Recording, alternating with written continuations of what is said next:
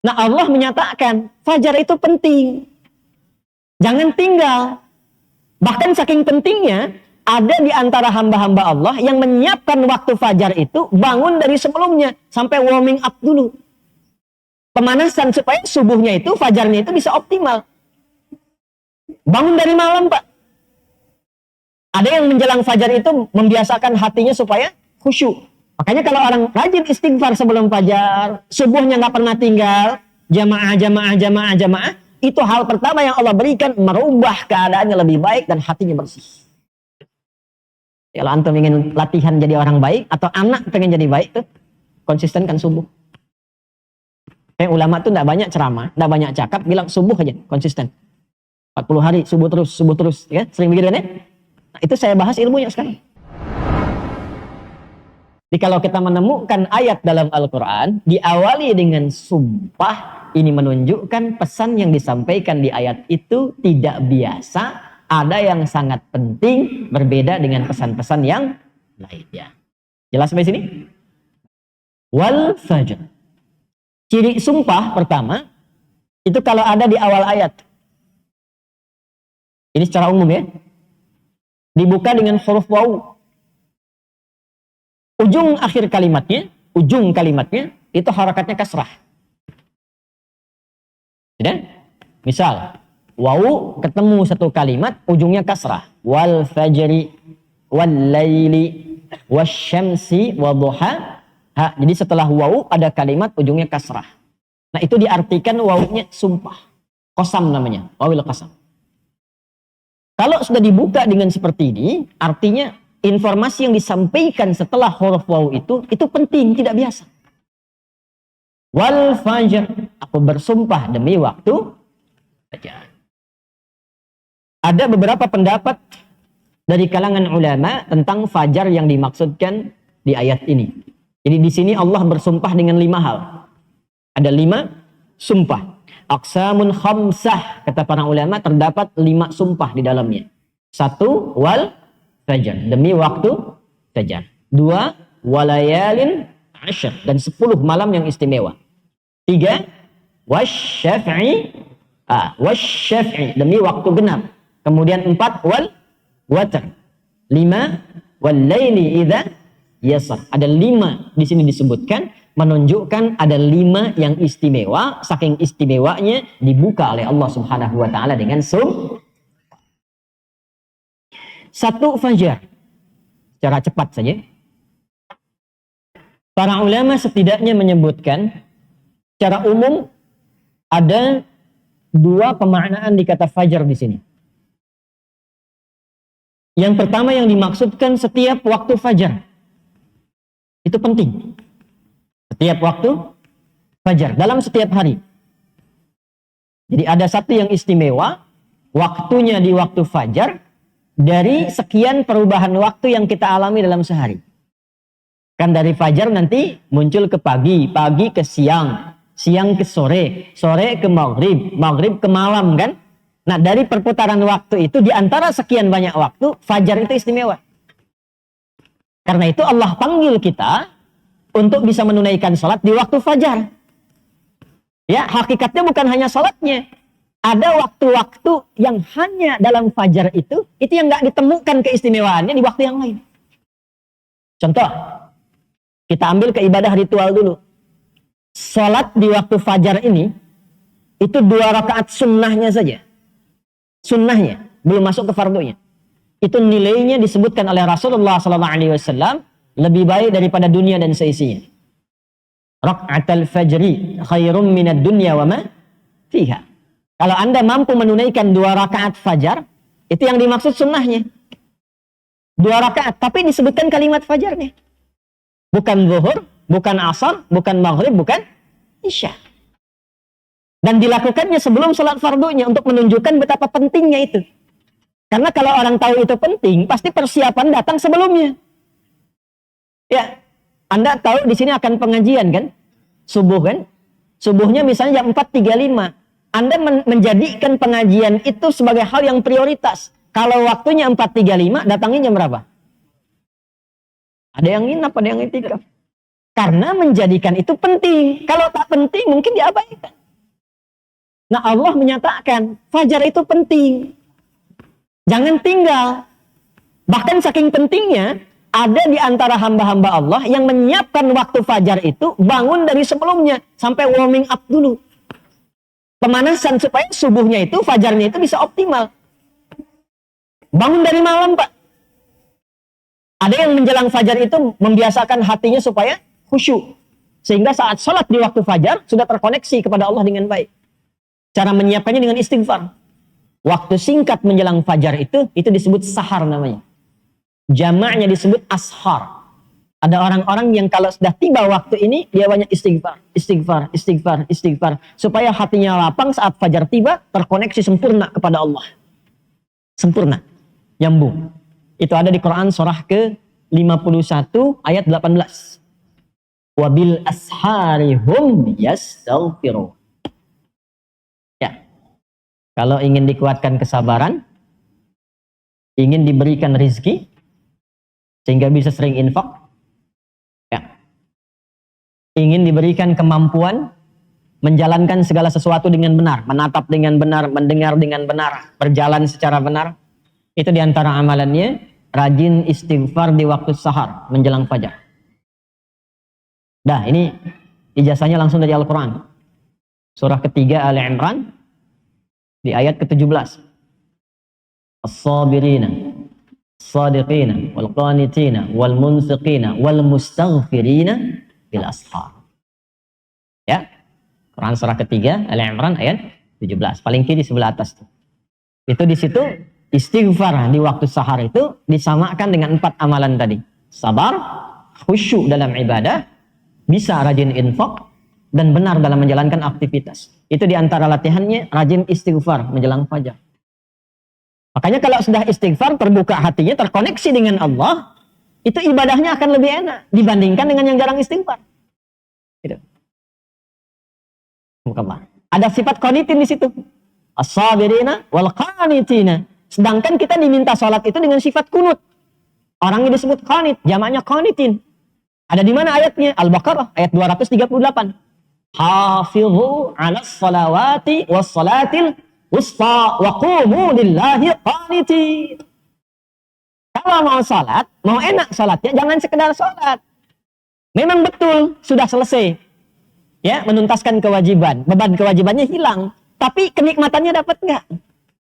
Manfaatnya dapat nggak?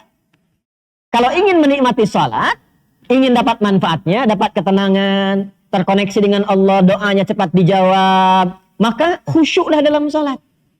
Nah, di antara cara mendapatkan khusyuk itu istighfar. Dibuka. Sehingga sekat-sekat yang membuka kita itu, yang menghambat koneksi kita dengan Allah itu terbuka. Ini dari Quran. Dari Quran. Nah, dibiasakan istighfar paling enak itu di waktu sahar menjelang fajar. Apalagi kalau bisa tahajud sebelumnya. Kalau bisa tahajud, ya, tahajud, kemudian istighfar, terbuka hati, rajin memberi di situ, itu disebut langsung oleh Quran kalau dia bertahan dengan itu sampai wafat, itu disebut sebagai calon penghuni taman surga yang sedang beraktivitas di bumi. Quran surah 51 ayat 15 sampai dengan ayat 23. Innal muttaqina fi jannati wa 'uyun akhidhina ma atahum rabbuhum innahum kanu qabla dhalika muhsinin kanu qalila minal laili ma yahja'un. Itu tahajudnya. Wabil asharihum yastaghfirun. Itu istighfarnya. Nah, hakikatnya kita bangun malam. Hakikatnya kita istighfar di waktu sahar untuk persiapan ke fajarnya. Salah satu maknanya itu. Makanya Nabi kan ya suka rebahan kan sedikit ya. Bukan rebahan yang sempurna. Ya kaum rebahanas ya. Ya, coba dicek tuh. Kalau ada rebahan Nabi itu miring sedikit ke kanan kan, setelah istighfar tuh nunggu-nunggu sampai fajar tiba. Supaya kesadarannya optimal. Ada apa di fajar itu sampai dipersiapkan sebelum itu? Sampai-sampai 2 rakaatnya lebih baik daripada dunia dan seisi. Itu kalau dibaca pakai iman, gak ada yang bisa menandingi. Saya tanya antum, dikasih 1 juta atau 2 rakaat sebelum subuh? Ayo. Oh, masa? Huh? Coba dicek. Karena ada lomba balapan di sirkuit tuh. Berlangsungnya sebelum subuh. Siapa yang datang duluan di dekat situ? 10 tempat pertama mendapatkan bonus 5 juta. Cuma nontonnya dapat 5 juta. Tawaran kedua, datang ke masjid, tunaikan 2 rakaat sebelum subuh setelah adzan tiba, dapat dunia dan seisinya. Lebih baik daripada dunia dan seisinya. Pilih mana? Nonton di sirkuit atau 2 rakaat sebelum subuh? Makin pelan jawabannya. Karena babnya iman, bukan akal. Akal yang dibimbing oleh iman itu lebih tajam nanti cara berpikirnya. Mampir gua aja ke masjid, ntar balik lagi ke sana. Berarti ada yang penting. Nah, apa yang paling penting dalam fajar itu? Itulah sebabnya kenapa disebut dengan fajar. Di Quran itu ada fajar, ada infajar, ada fujur. Beda. Nah, ini banyak saya bahas ini karena disertasi saya itu salah satunya membahas tentang bahasa Quran. Jadi menganalisis Quran 30 juz dari segi kebahasaannya. Yang kami teliti itu tafsirnya Syekh Muhammad Tahir bin Ashur. Sama tafsirnya At-Tahrir wa Tanwir. 30 juz, 30 jilid. Nah, itu kita teliti sampai kalimat-kalimatnya. Ya. Kalau disebutkan fujur itu contoh Quran surah ke-91 Asy-Syams. Di ayat ke-7 sampai dengan 8. Wa nafsi wa ma sawwaha fa'alhamaha fujuraha wa taqwa. Fujur itu pancaran keburukan yang bersumber dari nafsu, adanya di jiwa kita. Itu lawannya takwa. Ya, karena itu takwa dan nafsu itu di Al-Qur'an itu jumlahnya bahkan sebanding.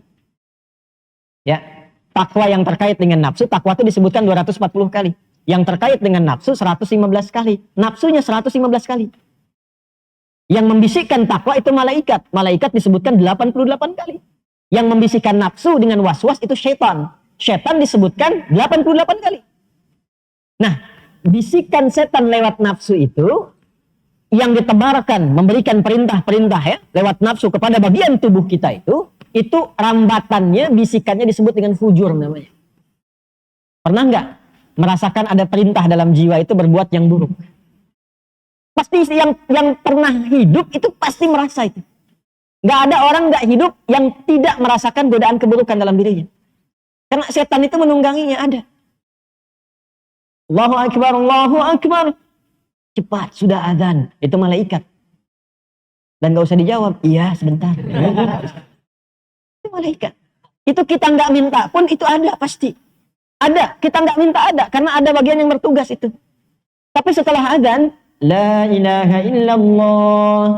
Nah, baru azan, belum qomat. Ada begitu? Nah, itu setan. Saat azan dikumandangkan, tidak ada bisikan menjauhi azan.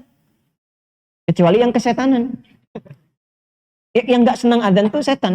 Di dalam hadis disebutkan, Tafarra syaitanu wa alaihi dhulat, atau kama qala Rasulullah sallallahu alaihi wasallam. Kalau azan berkumandang, setan itu lari terbirit-birit. Ya, kalau diterjemahkan ke bahasa tekstualnya, terkentut-kentut. Maksudnya apa? Kalaupun azan ada baunya, dia nggak mau cium. Saking nggak sukanya dengan azan. Tapi normalnya pergi. Ya, makanya orang sejauh apapun dia ingatannya dengan Allah itu, ketika azan itu kadang-kadang ada kesadarannya. Allahu Akbar, Allahu Akbar. Sudah azan, setannya pergi. La ilaha illallah. Balik. Ya, fa'ada betul. Fa'ada. Orang soleh pun begitu. Ntar qomat, pergi lagi. Begitu qomat, Allahu Akbar, pergi itu. Makanya kita bisa merasakan kehusyuan sebelum sholat. Coba. Kalau Allahu Akbar, syahadu an la ilaha illallah, qomat nih. Kita kan bisa fokus kan? Tapi ketika bertakbir, dia balik lagi.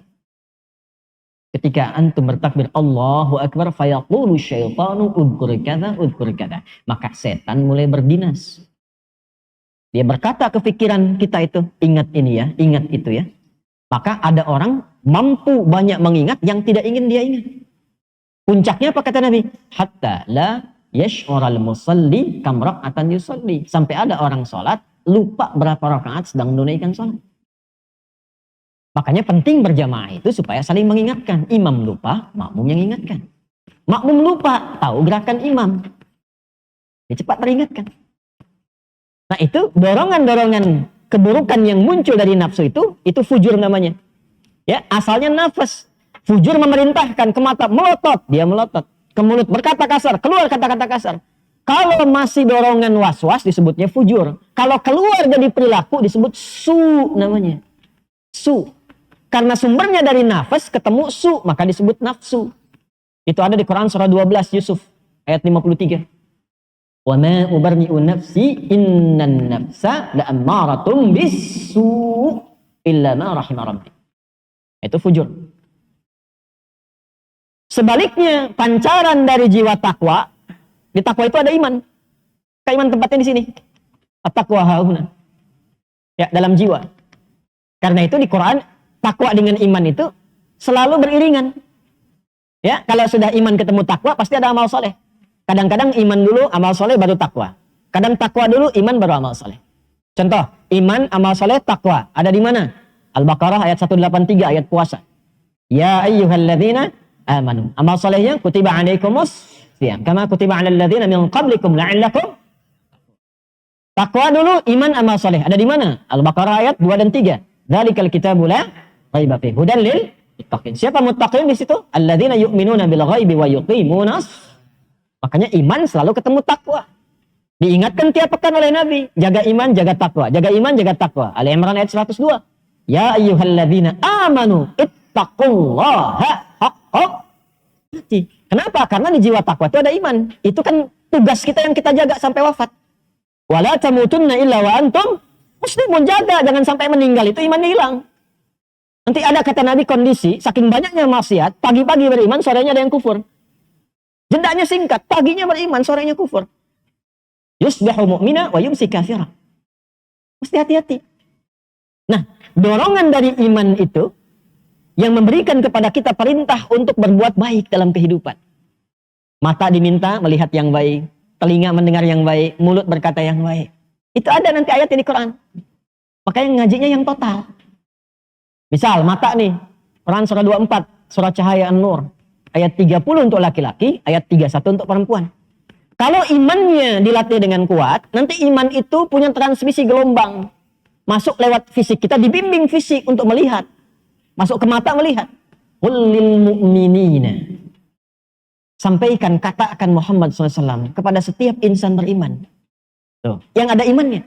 Yaghuddu min absarihim. Bila iman itu masuk ke dalam mata, maka iman akan menjaga mata supaya melihat yang baik-baik saja. Yang tak layak dilihat, iman akan berkata, palingkan. Makanya mata itu punya pandangan standar iman, punya pandangan standar yang bukan beriman. Sehingga nampak bagi kita ukuran. Coba kalau kita beriman itu kan, pakaian itu nggak semuanya bisa dilihat. Pak, Bu? Nggak semua bisa dilihat. Bagi orang yang tidak beriman, pakaian terhormat itu banyak ragamnya. Aurat terbuka pun mungkin biasa, karena nggak ada iman. Bagi orang beriman tidak. Imannya mengatakan palingkan, itu dilarang. Ada batas yang harus dilihat. Jadi kalau di tempat lain tertentu misalnya, ada yang mengatakan itu biasa saja, itu pakaian terhormat untuk mereka. Iya, karena nggak ada imannya. Nah bagi orang beriman itu standarnya apa? Standar iman. Itu yang menentukan hubungan kita dengan Allah. Makanya ada aturan dan ada hikmah di dalamnya. Coba kalau antum lihat tayangan-tayangan misalnya, lihat gambar di YouTube atau misalnya tayangan dan sebagainya, ada terbuka aurat. Iman itu pasti otomatis bekerja. Kalau imannya kuat, palingkan. Ada yang dia istighfar, astagfirullah. Palingkan. Dan gak ada yang terlambat. Gak ada lisan istighfar mata gak berpaling. Astagfirullah. Ada. Wasari'u ila maghfirah. Cepat dia istighfar. Demikian masuk ke lisan juga begitu. Itu imannya dulu sebelum lisannya. Ya, Quran surah 49 Al-Hujurat ayat 11 sampai 12. Ya ayyuhalladzina amanu. Iman dulu. La yasra qaumin qaum. Lisan orang beriman itu tidak mudah mencela. Ini semakin tinggi imannya, semakin baik kosakatanya karena isi hatinya baik semua. Nah, kalau sudah menemukan yang baik itu susah mencari kosakata yang kotor. Al-Hasan cucu Nabi tahu? Radhiyallahu taala anhu. Enggak tahu cucu Nabi. Kalau kenal mungkin enggak kenal, tapi enggak tahu itu enggak mungkin itu. Cucu Nabi. Al-Hasan dan Al-Husain pernah dengar ya? Kami di pesantren itu membuka ruang tunggu ada 2, kanan dan kiri. Di pesantren yang sedang kita bangun. Kami berikan namanya 2 cucu Nabi, Al-Hasan dan Al-Husain. Dan setiap tempat ada bangunannya, di situ ada edukasinya. Kenapa dinamakan Al-Hasan? Itu ada sejarahnya, siapa beliau dan sebagainya. Dan seterusnya. Al-Hasan itu punya anak. Kalau ingin melihat perilaku yang paling mirip dengan Nabi, itu Al-Hasan. Kalau ingin melihat wajah yang paling mirip dengan Rasulullah SAW, itu Al-Husain. Makanya belajar sejarah. Bagaimana akhlaknya Al-Hasan ibn Ali ya, bin Abi Thalib radhiyallahu ta'ala. Belajar sejarah. Itu diantara yang paling dekat dengan Al-Quran, yang lisannya paling lembut. Lembut. Insya Allah.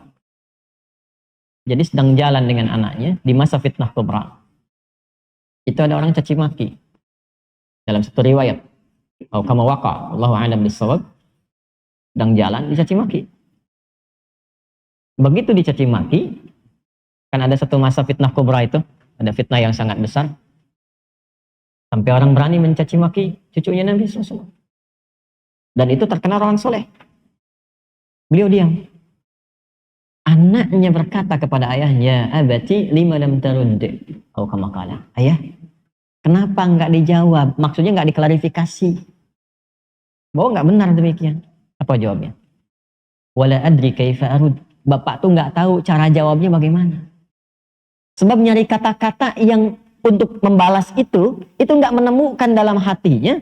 Dikhawatirkan takut menyakiti orang yang menyakitinya. Itu yang sering saya katakan, mencela yang sudah tercela itu buang-buang energi. Kalau sama-sama mencela ya sama-sama kotor kan. Nah beliau itu mencari ke dalam hatinya sampai nggak menemukan kata-kata kotor atau sekedar untuk mengatakan saya tidak seperti yang Anda sampaikan. Karena khawatir kalimat itu justru menyakiti orang yang sedang menyakitinya. Itu Al-Hasan. Nah itulah iman, puncaknya iman itu begitu. Qalbun salim illa man atallaha biqalbin salim. Hatinya bersih. Sehingga melihat, makanya kalau orang rajin istighfar sebelum fajar, subuhnya nggak pernah tinggal, jamaah, itu hal pertama yang Allah berikan, merubah keadaannya lebih baik dan hatinya bersih. Kalau antum ingin latihan jadi orang baik atau anak pengen jadi baik tuh, konsistenkan subuh. Kayak ulama tuh nggak banyak ceramah, nggak banyak cakap, bilang subuh aja konsisten. 40 hari subuh terus, ya sering begitu kan ya? Nah, itu saya bahas ilmunya sekarang. Dan itu dari Quran. Makanya agak aneh kalau rajin ta'lim, rajin saling mencela. Salat kok menjadi saling menuduh. Orang salat itu bersih hati. Orang ta'lim itu bersih jiwa. Nah, cara memulainya fajar. Kenapa Allah bersumpah dengan fajar? Karena Allah menginginkan hambanya jadi baik. Itu pesannya.